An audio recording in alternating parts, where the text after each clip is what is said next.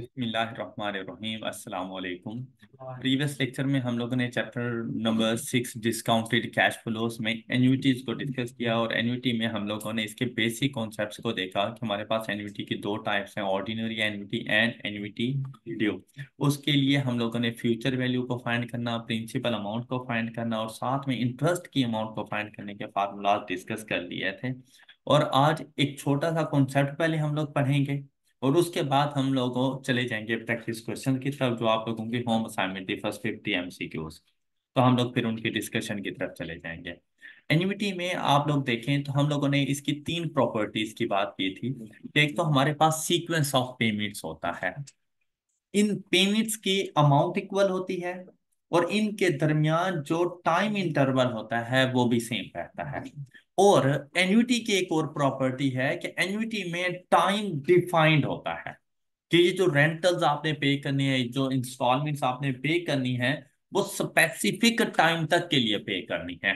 Use compound interest ही होता है तो टाइम डिफाइंड हो जाता है, चाहे वो 20 साल ही क्यों ना हो लेकिन डिफाइंड है टाइम, चाहे वो 50 साल ही क्यों ना हो लेकिन टाइम डिफाइंड है। लेकिन यहीं पर एक और हमारे पास सिचुएशन आती है जिसमें हमारे पास सीक्वेंस ऑफ पेमेंट ही होता है, रेगुलर टाइम इंटरवल पर ही होता है, लेकिन लाइफ टाइम होता है, टाइम डिफाइंड नहीं होता।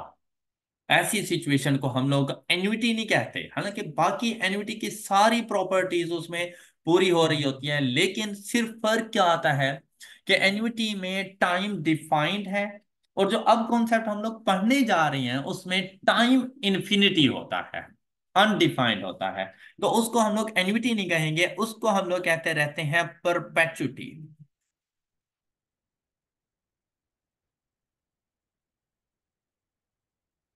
परपेचुटी, परपेचुटी भी बिल्कुल एन्युइटी की तरह दो किस्म की होती है हमारे पास। एन्युइटी की दो टाइप्स हमारे पास कौन कौन सी थी? Ordinary and due. तो परपेचुटी का भी बिल्कुल यही हाल है कि परपेचुटी, ऑर्डिनरी परपेचुटी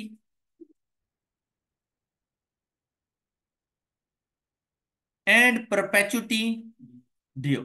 अच्छा, क्या आप बता सकते हैं कि ऑर्डिनरी एन्युइटी कौन सी एन्युइटी होती थी? जिसमें rentals eight the end of the period हो, सेम वही डेफिनेशन इसकी है कि जहां पर सिर्फ टाइम डिफरेंस का ही फर्क है ना, कि टाइम हमें नहीं मालूम, लेकिन अगर rentals eight the end of the period है तो ऑर्डिनरी परपेचुटी, और rentals eight the start of the period है तो परपेचुटी ड्यू बन जाती है। ये बात क्लियर हो गई सब बच्चों को? अच्छा, अब नेक्स्ट देखिएगा। अब मुझे बताएं कि जब आप लोगों को पता ही नहीं है कि टाइम कितना है तो क्या आप फ्यूचर वैल्यू फाइंड कर सकते हैं? बस ये इसकी खूबी है कि परपेचुटी की फ्यूचर वैल्यू नहीं फाइंड कर सकते हैं, क्योंकि हमारे पास टाइम ही डिफाइन नहीं है, तो हम इसकी फ्यूचर वैल्यू को डिटरमिन नहीं कर सकते। हाँ, हम इसकी प्रिंसिपल अमाउंट को, प्रेजेंट वैल्यू को डिटरमिन कर सकते हैं। तो प्रिंसिपल अमाउंट को डिटरमिन करने का फार्मूला बिल्कुल सेम है जैसे ऊपर एन्युइटी का था। अब यहां पे देखें, यहां पर हमारे पास principal amount of ordinary annuity find करने का फार्मूला हमारे पास क्या होता था? R into G. अब प्रिंसिपल अमाउंट है तो वन पहले, फिर discounting, one plus R over raise to power divided bye.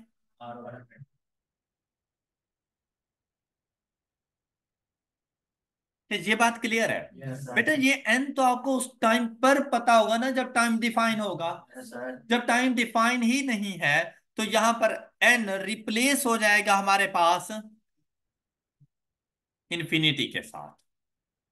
Life time चलता है ना ये, तो एन हमारे पास चला जाएगा इंफिनिटी। All right. अच्छा, अब अगर आप लोग यहां पर देखें तो हमेशा याद रखिएगा कि any constant number raise to power infinity is equal to zero. Any constant number raise to power infinity is equal to, तो ये पूरा फैक्टर जीरो हो जाता है। All right. तो जब इसकी वैल्यू ही जीरो है तो क्या हमें लिखने की जरूरत है? तो हम इसको किस तरह से जाके लिखेंगे? और इंटू 1 अपॉन, क्या ये बात समझ आ गई? अब जब आर इसके साथ मल्टीप्लाई होगा तो हम इसको इन शॉर्ट फॉर्म क्या लिखेंगे? आर। इस आर से क्या मुराद है?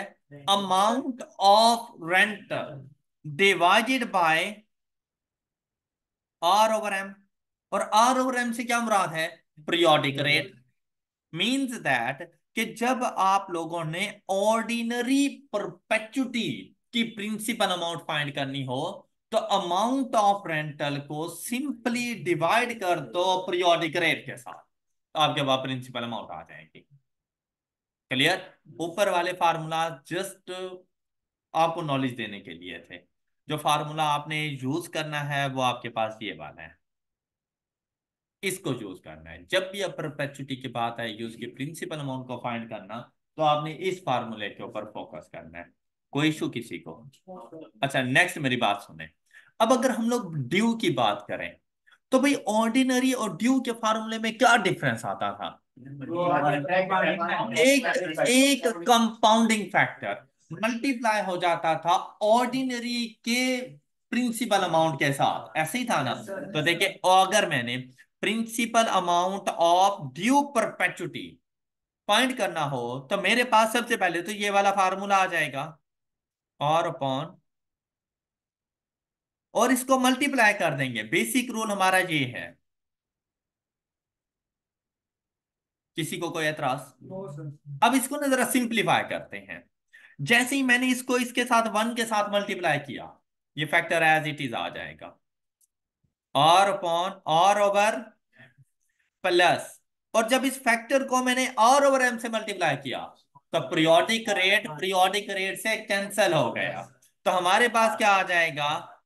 ये है फार्मूला जो आपने याद रखना है कि ड्यू परपेचुटी कि प्रिंसिपल अमाउंट का फार्मूला होगा R upon R over M plus R. Means that मुझे ये समझ आई कि अगर हम लोगों ने परपेचुटी ड्यू की प्रिंसिपल अमाउंट फाइंड करनी हो तो ऑर्डिनरी परपेचुटी में अगर एक रेंटल ऐड कर दूं तो परपेचुटी ड्यू बन जाए। All right? क्या ये बात समझ आ गई सब बच्चों को? परपेचुटी कब यूज करनी है आप लोगों ने? जब आपके पास इंस्टॉलमेंट्स का टाइम ड्यूरेशन डिफाइन ना हो। प्रैक्टिकल लाइफ में क्या ऐसी एग्जांपल मौजूद है? पेंशन सबसे बेहतरीन इसकी जो हमारे पास एग्जाम्पल है वो है पेंशन। लाइफ टाइम होती है, लेकिन वो पेंशन के लिए भी आप जब अपनी सर्विस में मौजूद होते हैं उस टाइम पर आप कुछ ना कुछ इन्वेस्टमेंट करते हैं, जो eight the end of the period जब आप रिटायर होने लगते हैं उस टाइम पे आपके अकाउंट में इतना पैसा होता है कि लाइफ टाइम आपको एक स्पेसिफिक अमाउंट मंथली बेसिस पे मिल रही होती है। इसकी कैलकुलेशन करना मैं आपको सिखाऊंगा कि इसकी कैलकुलेशन किस तरह की जाती है। अभी के लिए बेसिक कॉन्सेप्ट ये है कि हम बैंक वालों से ये कह रहे हैं, मैं आपके पास कितनी अमाउंट डिपॉजिट करवाऊं, क्या आप मुझे मंथली बेसिस पर 5,000 रुपये पर मंथ लाइफ टाइम देते रहे। इससे पहले आप लोग यही एग्जाम्पल कर सकते थे, लेकिन आप कहते थे कि मुझे 5,000 रुपये पर मंथ अगले 5 साल तक देते रहो, तो आज मैं कितनी अमाउंट डिपॉजिट करवाऊं? लेकिन आज आप उन्हें ये कह रही हो कि आज मैं आपके पास कितनी अमाउंट डिपॉजिट करवाऊं कि मुझे लाइफ टाइम आप 5-5 हजार रुपये देते रहो। तो उसकी कैलकुलेशन करना सीखेंगे। लेकिन उन 5-5 हजार की फ्यूचर वैल्यू नहीं डिटरमिन कर सकते क्योंकि हमें पता ही नहीं है टाइम ड्यूरेशन की। ऑल राइट, ये बात समझ आ गई? अब चलते हैं हम लोग अपने प्रैक्टिस क्वेश्चंस की तरफ। आप लोगों ने एन्युटी और परपेचुटी के कॉन्सेप्ट सीख लिए। अब बेसिक क्वेश्चन आप लोग सॉल्व कर सकते हैं, इसमें कॉम्प्लेक्सिटीज मजीद हम लोग लेकर आएंगे, लेकिन वो 1-2 दिनों के बाद। अभी हम लोग बेसिक कॉन्सेप्ट्स पे रहेंगे। ये बिल्कुल ऐसे ही जैसे सिंपल और कंपाउंड इंटरेस्ट में स्टार्ट में आपने बिल्कुल सिंपल क्वेश्चन सॉल्व किया, फिर आप लोगों ने रेट्स को भी चेंज किया, अमाउंट्स को भी चेंज किया, इस किस्म के क्वेश्चन। तो एन्युटी में भी हम बिल्कुल ऐसा करेंगे कि हम लोग रेट्स भी चेंज करेंगे टाइम ड्यूरेशन के अंदर। हम इवन के इंस्टॉलमेंट्स की अमाउंट्स को भी चेंज करना सीखेंगे, और फिर देखेंगे हमारे पास फ्यूचर वैल्यूज क्या बनती हैं। अभी के लिए जो आप लोग फाइंड कर रहे हो प्रिंसिपल या फ्यूचर वैल्यू, यहाँ पर आप देखें, ये एक इंपॉर्टेंट कॉन्सेप्ट आप लोगों को बताने जा रहा हूं कि भाई अगर ऑर्डिनरी एन्युटी की बात करें ना, अब इससे किसी ने मुझसे ये क्वेश्चन नहीं किया। सब फ्यूचर वैल्यू के साथ तो कंपाउंडिंग फैक्टर समझ आता है कि फ्यूचर वैल्यू है तो कंपाउंडिंग फैक्टर, लेकिन प्रिंसिपल अमाउंट के साथ आप कंपाउंडिंग फैक्टर क्यों लगा रहे हैं? अब में से किसी ने क्वेश्चन नहीं किया, हालांकि कर सकते थे कि प्रिंसिपल अमाउंट के साथ तो डिस्काउंटिंग फैक्टर यूज होता है, आप यहाँ पे कंपाउंडिंग फैक्टर क्यों लगा रही हैं? आपने किसी ने नहीं किया। आप लोग इस क्यों का आंसर जरूर फाइंड किया करें, फिर आपके लिए वो जिंदगी आसान हो जाती है, आपको पता चल जाता है कि हम ऐसा क्यों करते हैं। अब मैं आपको इसकी रीजन बताने जा रहा हूं, और ये रीजन आपने हमेशा याद रखनी है।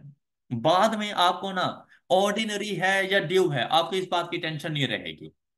आपको सिर्फ ये जो बात अब मैं बताने जा रहा हूं, आपने सिर्फ उसके ऊपर फोकस करना है।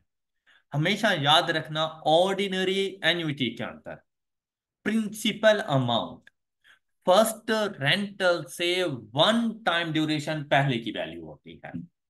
मैं फिर से रिपीट करता हूं, ऑर्डिनरी एन्युटी में प्रिंसिपल अमाउंट फर्स्ट रेंटल से वन टाइम ड्यूरेशन पहले की वैल्यू होती है। अब इसको यहां पर देखें तो हमारा पहला रेंटल देखें कहां पे था, eight the end of 1 year. लेकिन प्रिंसिपल अमाउंट मैंने कहां की फाइंड की है, 0 टाइम ड्यूरेशन की। तो क्या मैं वन टाइम ड्यूरेशन पहले की वैल्यू नहीं फाइंड कर रहा?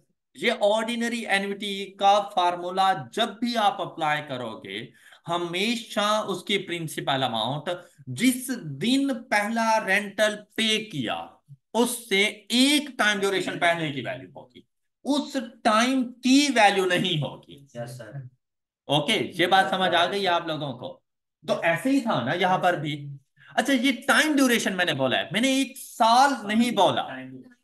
मतलब कि अगर ये रेंटल्स हैं इन मंथ्स तो 1 महीना पहले की वैल्यू है, अगर ये है इन क्वार्टर्स एक क्वार्टर पहले की वैल्यू है, अगर ये है एक सेमी एनुअल तो एक सेमी एनुअल पहले की वैल्यू है। अब जहां पर थे पर एनम तो 1 साल पहले की वैल्यू है, फर्स्ट रेंटल से 1 साल पहले की वैल्यू है। और ऑर्डिनरी एन्युटी के अंदर फ्यूचर वैल्यू लास्ट रेंटल पर जो वैल्यू होगी वो होती है। ऑर्डिनरी एन्युटी में फ्यूचर वैल्यू देखिए फिफ्थ ईयर की नहीं फाइंड की थी, और लास्ट रेंटल भी फिफ्थ ईयर पर ही था, तो लास्ट रेंटल पर की वैल्यू फ्यूचर वैल्यू होती है, लास्ट रेंटल से आगे की वैल्यू नहीं होती। जिस दिन आप अपना आखिरी इंस्टॉलमेंट्स पे करोगे उस दिन आपके अकाउंट में कितने पैसे हैं उसकी वैल्यू बताएगा। तो बात समझ आ गई है ये? अच्छा, अब चले जाओ जरा ड्यू के पास। जैसे ही ड्यू के पास गए ना, पहले फ्यूचर वैल्यू सोचो। फ्यूचर वैल्यू के ऊपर सेम हम लोगों ने ऑर्डिनरी एन्युटी वाला फार्मूला अप्लाई किया। जैसे ही ऑर्डिनरी एन्युटी वाला फार्मूला अप्लाई किया, ऑर्डिनरी एन्युटी ने हमें लास्ट रेंटल पर जाके छोड़ दिया। अब लास्ट रेंटल कब था? फिफ्थ ईयर के स्टार्ट में। तो उसने तो फिफ्थ ईयर के स्टार्ट में हमें छोड़ दिया, मतलब फोर्थ ईयर का एंड। जबकि फ्यूचर वैल्यू हमने कब की फाइंड करनी थी? End of fifth year. तो ये जो वन टाइम पीरियड था ना, इस वन टाइम पीरियड के लिए हम लोगों ने यह कंपाउंडिंग फैक्टर इसके साथ अप्लाई कर दिया था। मतलब मैं फोर्थ ईयर के एंड पर या फिफ्थ ईयर के स्टार्ट पर पहुंचा वाया एन्युटी फैक्टर, और उसके बाद मैंने एक टाइम पीरियड के लिए कंपाउंडिंग फैक्टर मंगवा लिया। ये बिल्कुल ऐसा ही है कि जैसे आपने यहां से अपने घर की तरफ जाना हो, ट्रेन पे आप सफर कर रहे हैं, और आपका घर जैसे ही आप गए स्टेशन आया और आपके घर तक ट्रेन नहीं जाती, तो लाजमी बात है आप स्टेशन पे उतर जाओगे, और उसके बाद अपने घर तक जाने के लिए दूसरी कन्वेंस का सहारा लोगे। तो ये समझ लें जैसे ये एन्युटी फैक्टर ट्रेन है, और उसके बाद कंपाउंडिंग फैक्टर दूसरी कन्वेंस है जो आपको आपके घर तक लेके जा रही है। ये बात समझ आ गई है? आपकी मंजिल फिफ्थ ईयर का एंड था, एन्युटी फैक्टर ने आपको छोड़ा फोर्थ ईयर के एंड पर या फिफ्थ ईयर के स्टार्ट पर। अभी तो आपने 1 साल का सफर आगे तय करना था, तो उसके लिए आपने कन्वेंस चेंज कर ली। अब फोर्थ ईयर के एंड पर आपके पास एक लमसम अमाउंट आ चुकी है, इकट्ठी अमाउंट आ चुकी है कि भाई फोर्थ ईयर के एंड पर आपके अकाउंट में इतने पैसे हैं। आपने वो सारे उठाए और फिफ्थ ईयर के एंड पर फेंक दिए वाया कंपाउंडिंग फैक्टर। आपको ये बात समझ आ गई होगी। अच्छा, अब जब मैं प्रिंसिपल अमाउंट की बात करूं, तो प्रिंसिपल अमाउंट मुझे चाहिए थी जीरो टाइम ड्यूरेशन पर। ऐसा ही है ना? किसी को एतराज? लेकिन मेरा पहला रेंटल भी तो जीरो पर था। अच्छा, अब क्या किया मैंने? ऑर्डिनरी एन्युटी की प्रिंसिपल अमाउंट को मंगवाया। उसने मुझे इस जीरो से वन टाइम ड्यूरेशन दूर जाके छोड़ दिया। उसने मुझे यहां पे आके छोड़ा। मतलब अब मुझे एक बात बताओ कि आप ट्रेन के जरिए अपने घर जा रहे हो और स्टेशन से कुछ देर पहले ही आपका घर नजर आ जाता है कि यार ये देखो ये मेरा घर है। वहीं से जंप लगा दोगे, जिस स्टेशन तक जाओगे और वहां से फिर वापसी आओगे। ऐसा है ना? तो यहां पर भी बिल्कुल ऐसा ही है। अब जब आपने ऑर्डिनरी एन्युटी की प्रिंसिपल अमाउंट उठा ली थी, तो उसका तो रूल था कि भाई फर्स्ट रेंटल से वन टाइम ड्यूरेशन पहले आपने कहा चलें ठीक है आप हमें वहां पर छोड़ देना। अब ऑर्डिनरी एन्युटी ने आपको -1 तक छोड़ा। अब बेटा इसके साथ डिस्काउंटिंग फैक्टर अप्लाई करते हैं तो फिर तो इससे 1 साल और पीछे चले जाते हम। जबकि मैंने कहा आना था जीरो पर, तो -1 से आगे की तरफ आऊंगा तो वाया कंपाउंडिंग फैक्टर आऊंगा। इस वजह से प्रिंसिपल अमाउंट के साथ मैंने कंपाउंडिंग फैक्टर अप्लाई किया। ओके, सिर्फ इतना फर्क होता है ऑर्डिनरी में और ड्यू में। आई होप कि आपको ये कॉन्सेप्ट समझ आ गया होगा। अब जब फ्यूचर में हम लोग क्वेश्चन करने लगेंगे ना, भाई आप ऑर्डिनरी और ड्यू के चक्रों से बाहर निकल जाना और आपने सिर्फ ये देखना है कि ये जो मैं आपने ऑर्डिनरी का ही फार्मूला अप्लाई कर लेना है। और फिर ये देखना है कि ऑर्डिनरी का फार्मूला अप्लाई करके बेसिकली मैं कौन सी वैल्यू तक पहुंच चुका हूं। और फिर डिसीजन लेना मैंने जाना कहां पे है। तो वो जहां पर आपने जाना हो उसके लिए वो कंपाउंडिंग फैक्टर अप्लाई कर, अगर जरूरत पड़े तो। ऑल राइट, ये बात समझ आ गई। अब चलते हैं प्रैक्टिस क्वेश्चन की तरफ। ये बहुत इंपॉर्टेंट पॉइंट था और आई होप कि आप लोगों को समझ आ चुका है ये। जी, अब इनमें काफी सारे आपके थ्योरी बेस्ड क्वेश्चन हैं। बेटा मेरी बुक में थ्योरी तो जिस तरह से गिवन है आप लोगों ने एज इट इज कर लेनी है। मतलब इसमें न्यूमेरिकल क्वेश्चन भी हैं, थ्योरेटिकल क्वेश्चंस भी हैं, बहुत से कॉन्सेप्ट्स आपसे पूछे गए हैं, तो इनको तो आप लोगों ने एज इट इज कर लेना है। और ये वो थ्योरी बेस्ड क्वेश्चन है जो मैं आपके साथ लेक्चर डिलीवर करते हुए डिस्कस कर लिया करता हूँ। फिर भी कोई इशू हो तो पूछ सकते हो। ये एक एक क्वेश्चन नहीं सॉल्व करने वाले, जो आप लोगों को इश्यूज है ना हम उनको डिस्कस करेंगे। ओके, तो फर्स्ट क्वेश्चन हमारे पास 19 से पहले किसी का कोई क्वेश्चन? 13,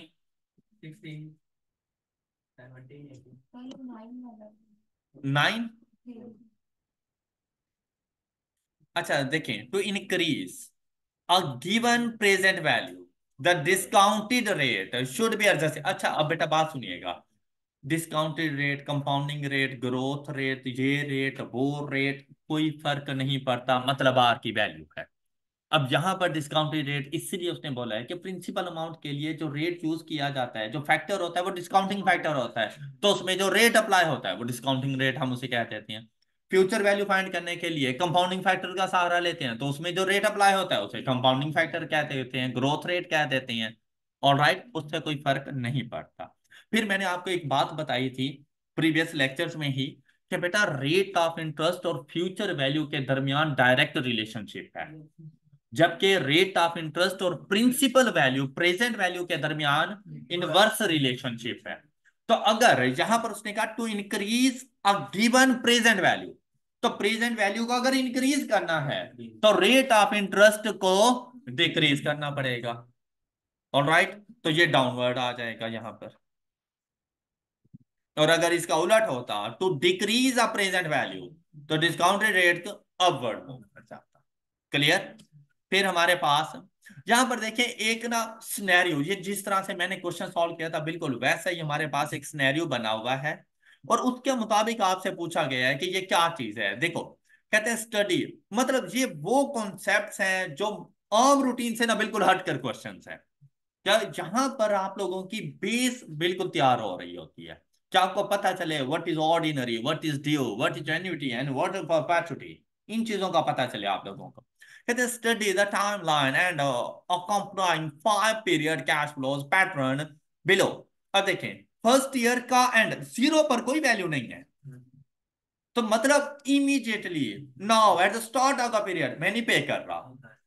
फर्स्ट जो रेंटल मैंने पे किया eight the end of first year, फिर सेकंड, थर्ड, फोर्थ और फिफ्थ, उसके बाद सिक्स के लिए उसने कुछ भी नहीं कहा। अच्छा फिर क्या है, ये टाइमलाइन है, नीचे आपके कैश फ्लोज है, इक्वल अमाउंट के साथ है, टाइम इंटरवल इक्वल है, एन्युटी बन गया, आगे इन्फिनिटी भी नहीं है, ऐसा क्या है, डिफाइंड है टाइम, तो एन्युटी है।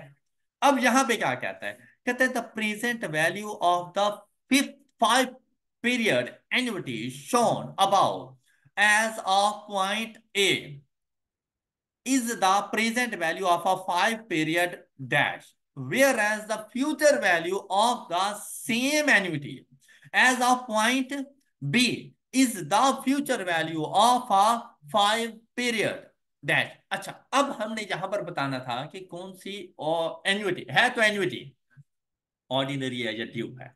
अब बात सुनो, उसने जीरो टाइम ड्यूरेशन की प्रिंसिपल अमाउंट नहीं पूछी, उसने क्या कहा है, पॉइंट ए, और पॉइंट ए कहां है, जिस दिन फर्स्ट रेंटल पे कर रहा हूं। कहता है उस दिन की प्रिंसिपल अमाउंट अगर मैं फाइंड करूं तो मैं कौन सी एन्युटी यूज करूंगा, एन्युटी ड्यू।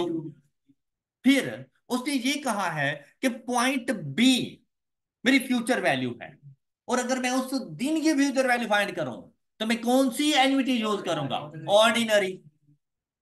ऑल राइट, तो यहां पर ऑर्डिनरी बाद में आएगा और ड्यू पहले आ जाएगा। ये बात क्लियर हो गई। अच्छा फिर इसी तरह का क्वेश्चन 14 में आ गया। अब यहां पर देखिए जीरो पर पॉइंट ए है और फिफ्थ पर पॉइंट बी है, फिफ्थ पर, जबकि लास्ट एंटर कब है, फोर्थ पर।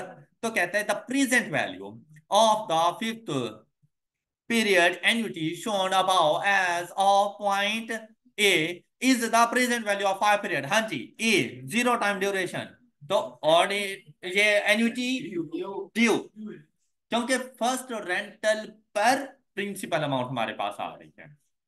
फिर कहता है where as the future value of the same annuity as of the point B, तो पॉइंट बी देखिए फोर्थ पर नहीं है, लास्ट रेंटल से एक टाइम ड्यूरेशन बाद है, तो ये भी एन्युटी ड्यू है।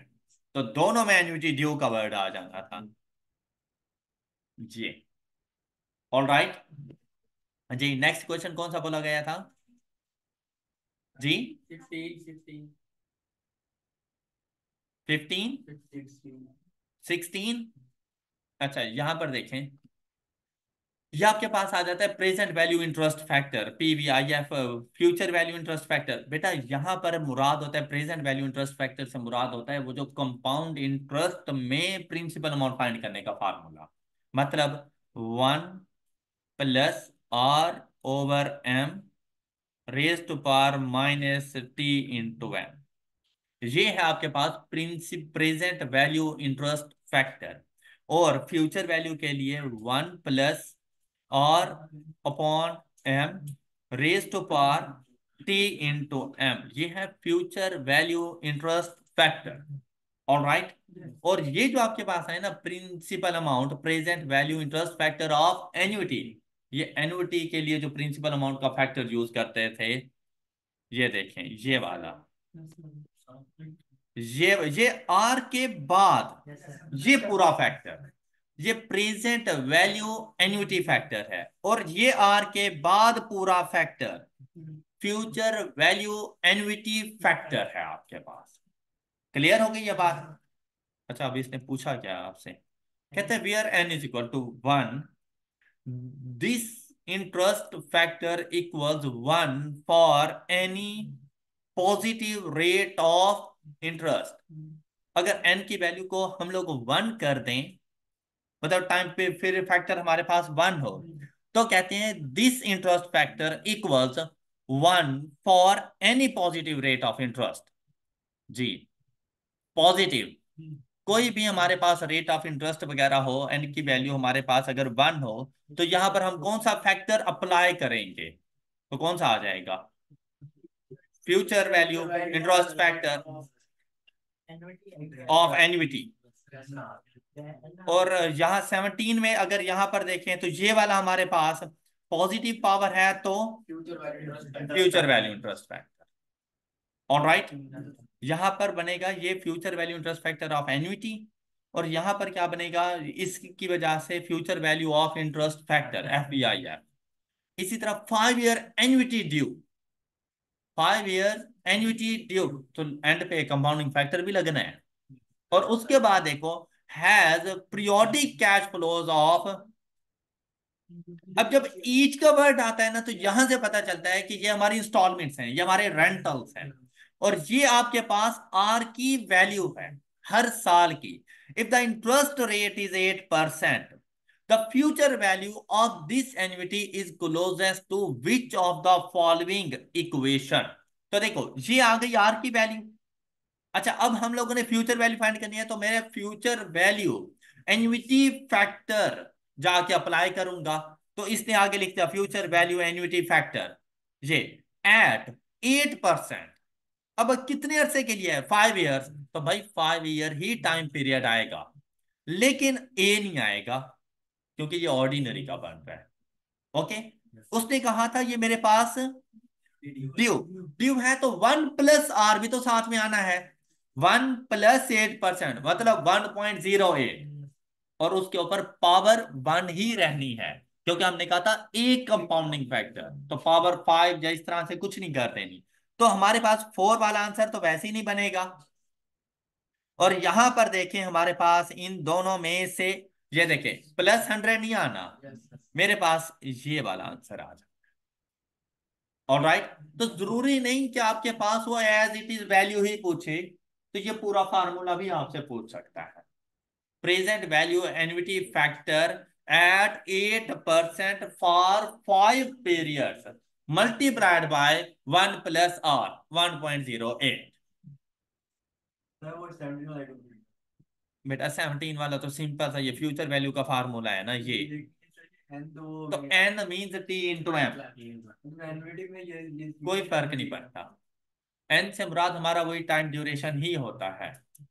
Okay, and n is equal to T × M।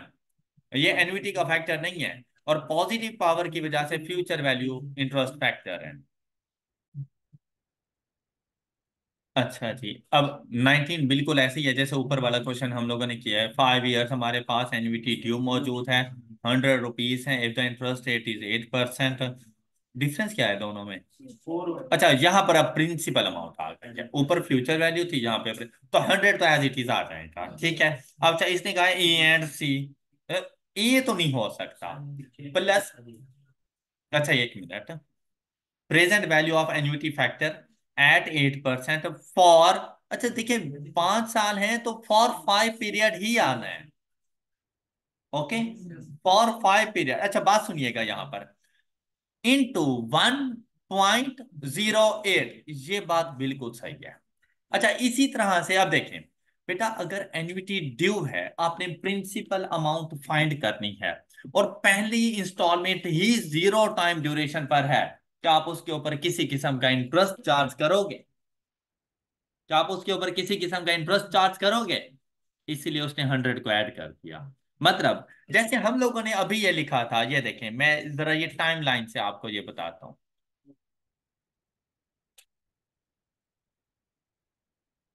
1 2 3 4 5 0, लेकिन पहली इंस्टॉलमेंट ही इधर है, फिर अगले 5 इंस्टॉलमेंट मतलब 5 साल तक, ये कुछ इस तरह से। क्या आपको ये बात समझ आ गई? अच्छा, पहला मेथड जो हम लोगों ने पढ़ा हुआ है वो क्या है, कि आपने नंबर ऑफ इंस्टॉलमेंट्स टोटल 5 लेनी है। तो जब 5 लोगे और ऑर्डिनरी का फार्मूला अप्लाई करोगे, तो वो तो आपको यहां पर आके छोड़ेगा, तो यहां से आगे के लिए एक कंपाउंडिंग फैक्टर। आपको ये बात समझ आ गई होगी। अच्छा, अब हमने क्या किया, दूसरा मेथड सुन लो यहीं पर, कि भाई दूसरा मेथड क्या है, आप ऑर्डिनरी एन्युटी का फार्मूला अप्लाई करो, लेकिन इन 4 के लिए, इन 4 के लिए। तो जब इन 4 के लिए आप लोग ऑर्डिनरी एन्युटी की प्रिंसिपल अमाउंट का फार्मूला अप्लाई करोगे, तो उसने आपको कहां पे छोड़ना है? अब उसके लिए तो पहला रेंटल ये है, उसने आपको 0 पे छोड़ देना है। अब यहां पर आकर सिंपली 100 ऐड कर दो, तो आपके पास ए एंड सी दोनों ठीक है। ये उसने सिर्फ, जो अभी आप लोगों को लॉजिक्स मैंने बताई थी कि एट द एंड आप लोगों ने ये नहीं देखना कि ऑर्डिनरी या ड्यू, आपने ये देखना है कि इस फार्मूले के बाद मैंने कहां पहुंचना है। तो बेटा आप ये देख रहे हैं कि मैंने जब 0 पर आना है, 0 पर 100 रुपीज है, 100 रुपीज के ऊपर तो किसी किस्म का फैक्टर अप्लाई होना ही नहीं है। तो इसलिए 100 को आप एज इट इज ऐड कर देते हो, और रिमेनिंग 4 के ऊपर जाकर आप present value annuity factor apply कर देते हो। Got it? ये बात समझ आ गई सब बच्चों को? नेक्स्ट बताएं क्वेश्चन 27।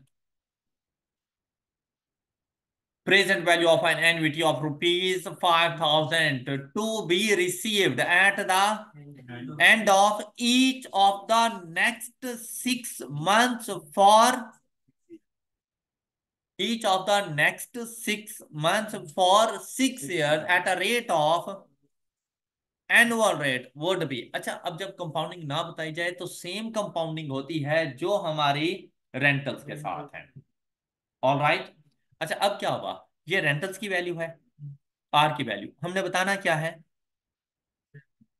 और eight the end of each of the next 6 month, मतलब सेमी एनुअल बात कर रहे हैं कि हर 6 माह के बाद आपको ये मिलनी है और अगले 6 साल तक मिलना है।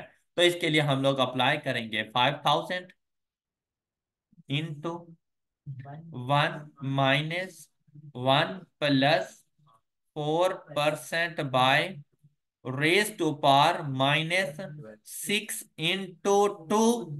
क्या देखो, हर साल में 2 मरतबा, तो 6 साल में 12, -12 भी लिख सकते थे। क्या? आपने नहीं कहा कि अगर ना बताया हो तो वो वही होता है, ये हाँ तो वही है, लेकिन कंपाउंडिंग सेमी एनुअली है क्योंकि रेंटल्स हमारे पास सेमी एनुअल बेसिस पर हैं। 4% एनुअल रेट है ना ये, डिवाइडेड बाय 2, 52,875, ये आंसर बन जाएगा। सर जो क्वेश्चन नंबर 22 है ना, अच्छा, उसमें हमने ह्यूमन डिफाइन कर दिया ना। एन 8 ईयर एन्युइटी, तो ये तो लिखा हुआ है। तो सर इसमें ड्यू इससे करें तो बीटा आंसर बन रहा है, अगर ऑर्डिनरी से करें तो डी वाला, और पीछे डी करेक्ट है। अच्छा, an 8 years annuity due has a present value of rupees if the interest rate is the amount of each annuity payment is closest to which of the following। अच्छा, अब इसके मुताबिक देखें, प्रिंसिपल अमाउंट उसने खुद बता दिया प्रेजेंट वैल्यू, तो हम इसको लिखेंगे 1,000। रेंटल हम लोगों ने बताना है इनटू 1 - 1 + 5%। अच्छा, एनुअल है ये, amount of each annuity payment is closest to which of the following present, तो एनुअल ही होगा। 8 years एन्युटी ड्यू। अच्छा, रेज टू पावर 8 years है तो -8 डिवाइडेड बाय 5% इंटू 1 + 5%। अब इससे देखें आर की क्या वैल्यू आ रही है, 147.3 इसको ठीक करेंगे।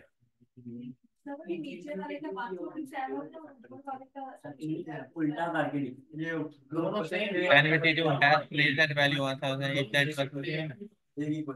इधर 5% है, इधर 5% the amount of each annuity payment is closest to which of the following. अच्छा, पता है, इधर ऑर्डिनरी एन्युटी कर दो और यहाँ पर एन्युटी ड्यू रहने दो। अच्छा, ये बिल्कुल सही है। 23, 22 में यहाँ पर ऑर्डिनरी ड्यू को खत्म कर दो, तो आपके पास आंसर ये आ जाएगा। ऑर्डिनरी से करें ये इस तरह से है। ओके, सर 32 में आंसर आता है 989816 ना। 990 तो ₹2 का डिफरेंस है, कोई बात नहीं, मुझे दे दो extra. Question number 26, you are receive ₹1,000 every month. अब ये जब जैसे ही एवरी का वर्ड आ जाता है ना, तो सीक्वेंस ऑफ पेमेंट शुरू हो जाता है, और ये अमाउंट बन जाती है आपके रेंट का, और मंथली बेसिस पर है, और वो फॉर 50 मंथ्स। अच्छा, अब देखो यहाँ पर जो टाइम ड्यूरेशन है ना, वो एग्जैक्ट 50 मंथ। तो नंबर ऑफ रेंटल्स 50 ही है, यहाँ पे T/M करने की जरूरत नहीं है। ऑल राइट, 50 मंथ्स के लिए 50 ही इंस्टॉलमेंट्स आप रिसीव करोगे ना, तो पावर में आपके पास 50 चला जाएगा।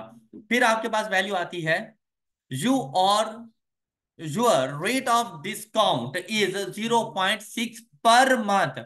अब यहां पर आपको नॉमिनल रेट ऑफ इंटरेस्ट नहीं गिवन, पीरियोडिक गिवन है, डिवाइडेड बाय एम करने की जरूरत नहीं थी इसको, और ये 0.6% है। अब नेक्स्ट देखें, what is the present value of you of this cash flow. अच्छा, अब हम लोग लिखेंगे 1,000 into 1 - 1 + 0.6% raise to power -50 upon 0.6%। ये आपके पास क्वेश्चन का सोल्यूशन है। ऑल राइट, ना तो रेट को डिवाइडेड बाय 12 करने की जरूरत थी, ना ही 50 को मल्टीप्लाइड बाय 12 करने की जरूरत थी। एंड आंसर इज, अच्छा, नेक्स्ट क्वेश्चन क्या बोला? सर 30 में भी अल्फा बनता है पीछे भी। अच्छा, question number 30, what is the present value of 2,500 semi annual payments received at the beginning of each period. तो ड्यू लग जाना है। Okay, for the next 10 years the rate of interest is 6%। Principal amount find करनी है, 2,500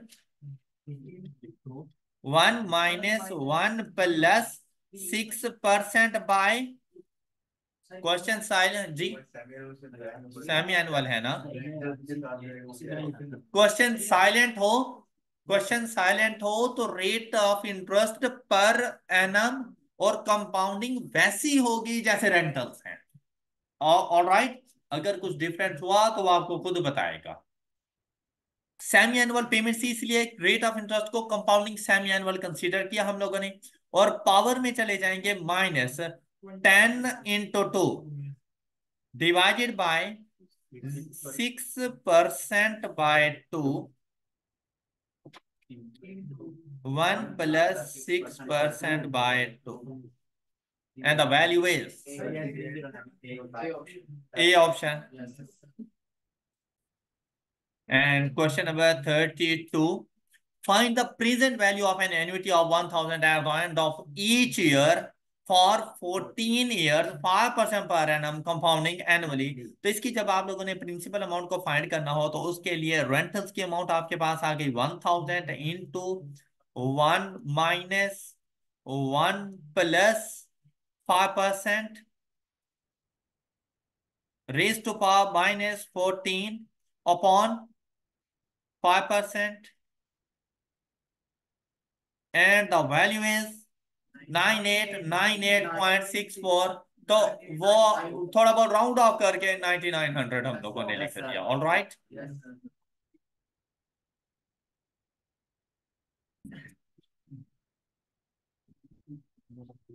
question 34, find the present value of an annuity of ₹3,000 for 15 years following interest rate at 4.5% per annum compounding annually.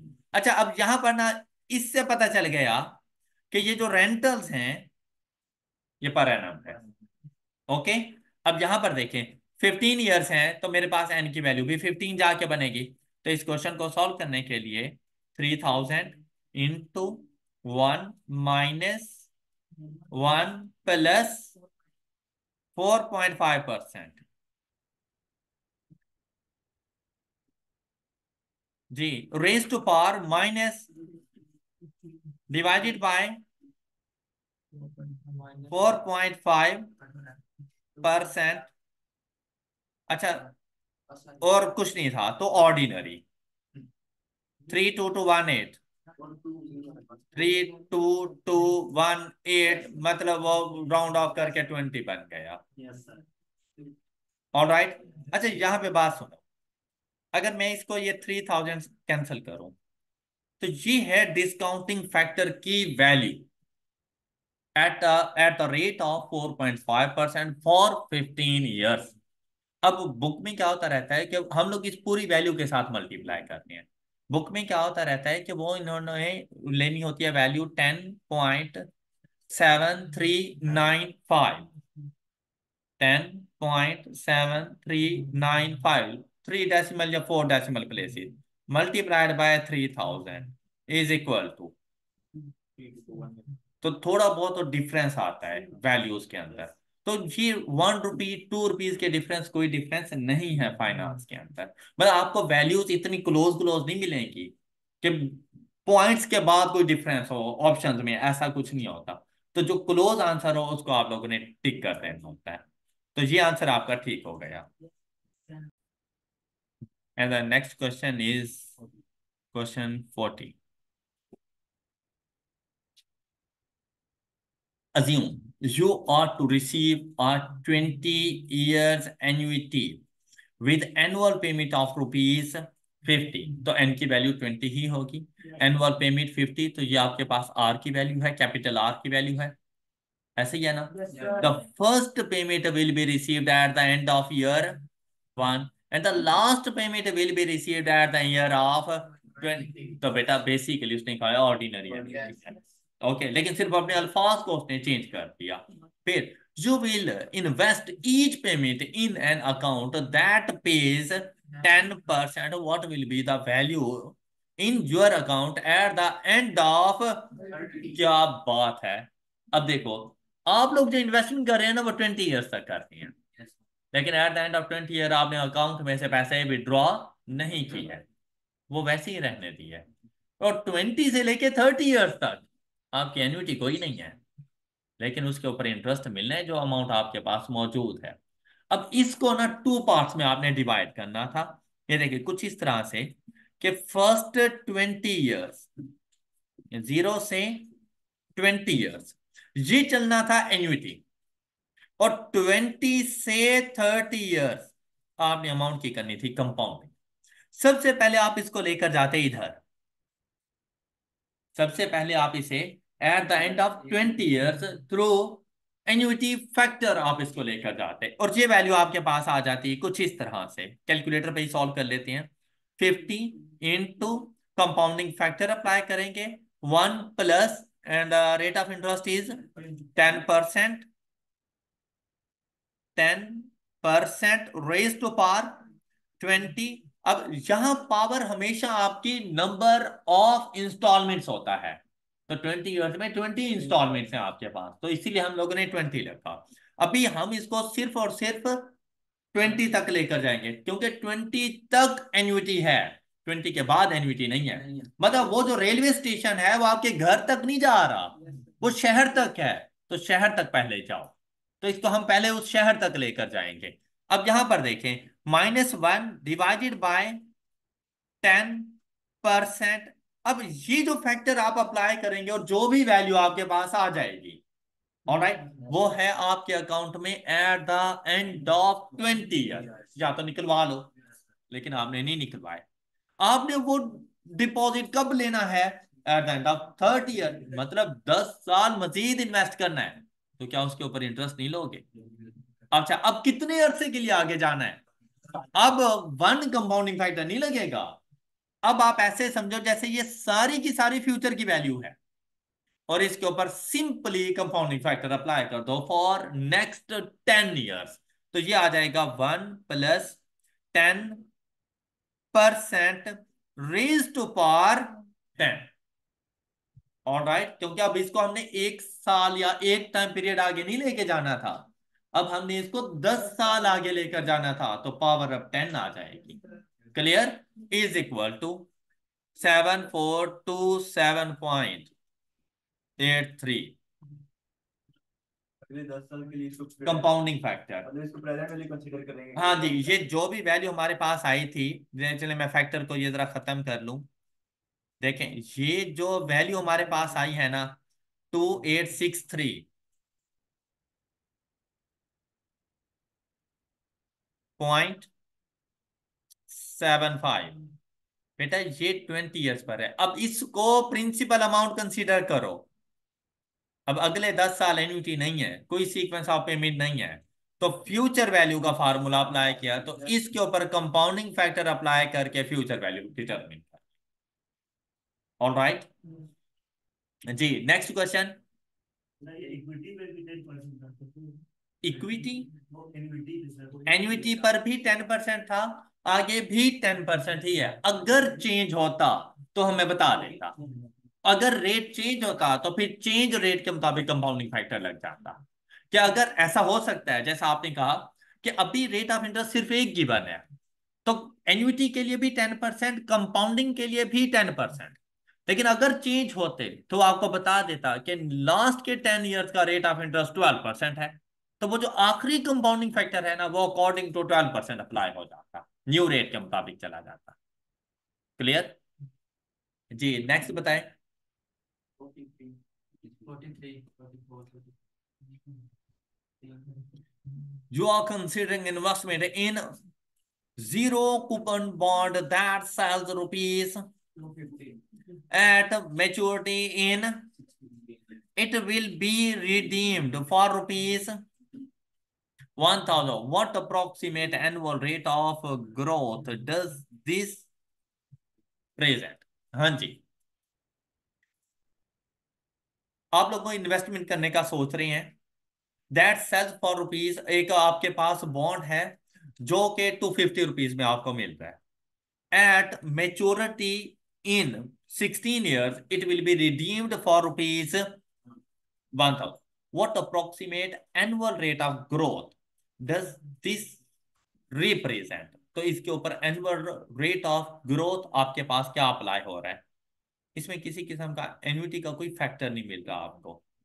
Okay, तो यहाँ पर 250 simply आपकी principal amount है, 1000 आप लोगों की फ्यूचर वैल्यू है, और ग्रोथ रेट जाके आप लोगों ने फाइंड कर लेना है।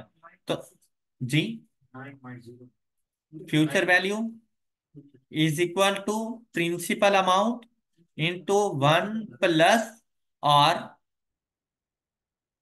Percent and raise to power 16, 9.05, तो मतलब 9। तो देखो यहाँ पे कोई sequence of payment, series of payment, मतलब एन्युटी फैक्टर नहीं अप्लाई हो रहा था। आज आपकी इन्वेस्टमेंट है 250 रुपीज की, अच्छा उसके ऊपर रिटर्न की उसने बात ही नहीं की कि आपको एनुअल रिटर्न फिर कितना मिलता रहेगा, ऐसी कोई बात नहीं थी कि मैं रेंटल्स को डिटरमिन करता।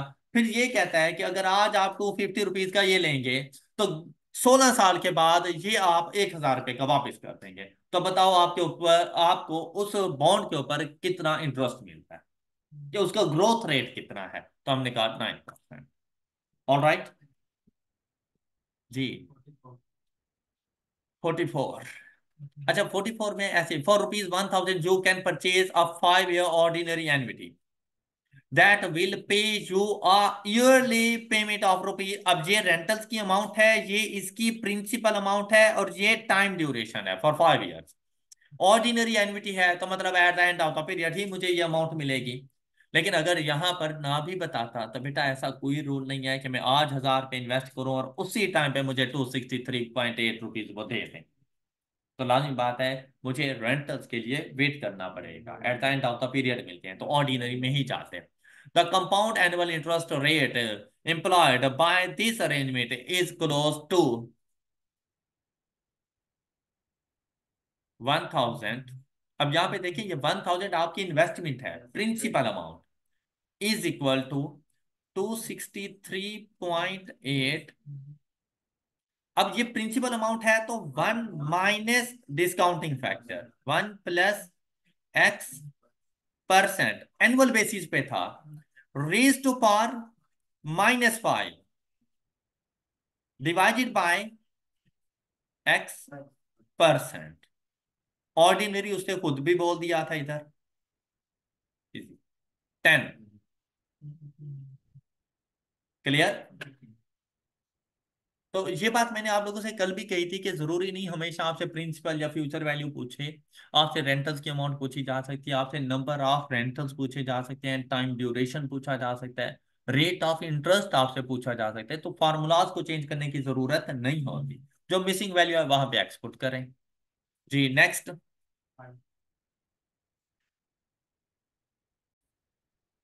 क्वेश्चन 48।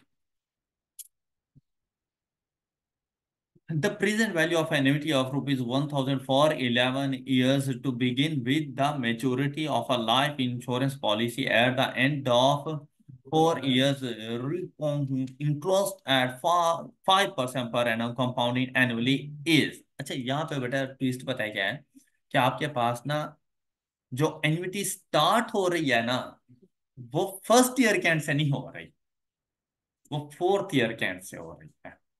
तो इसे कहा जाता है डिलेड एन्युटी। और डिलेड एन्युटी का कॉन्सेप्ट वैसे हम लोगों ने पढ़ना था, लेकिन अब आपको यहाँ पर ये बात समझ आ जाएगी। ये देखिए, ये जीरो टाइम ड्यूरेशन है, हमने यहाँ तक की वैल्यू फाइंड करनी है।